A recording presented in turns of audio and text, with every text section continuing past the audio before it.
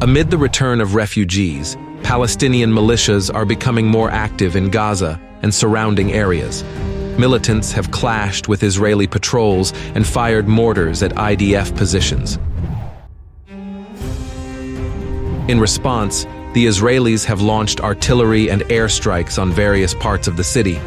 It is not uncommon for civilians in areas where Hamas is active to be targeted.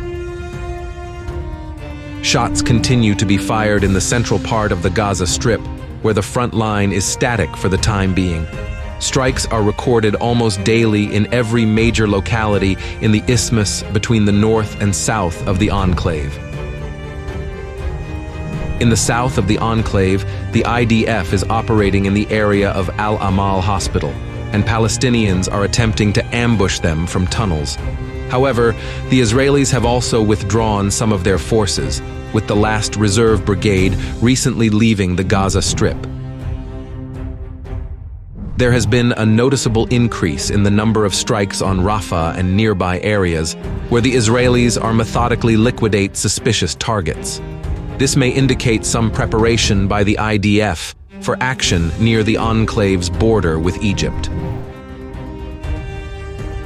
At the same time, mass arrests and clashes are taking place in the West Bank.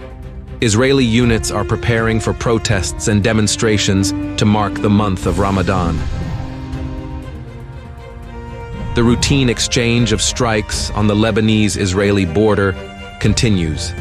As before, Hezbollah strikes border installations, while the IDF attacks identified rocket launch sites. From time to time, the Israelis strike areas far from the border in Lebanon.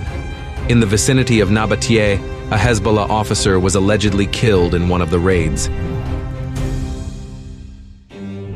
In Syria, Israeli aviation carried out another strike on the outskirts of Damascus. At the same time, in Deir ez-Zor province, a UAV of the US-led coalition carried out several strikes on Al-Bukamal.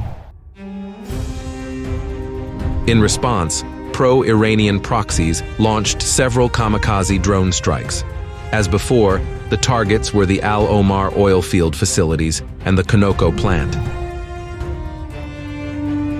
The conflict also continues in the Red Sea, where Yemeni Houthis have attacked British and American ships several times.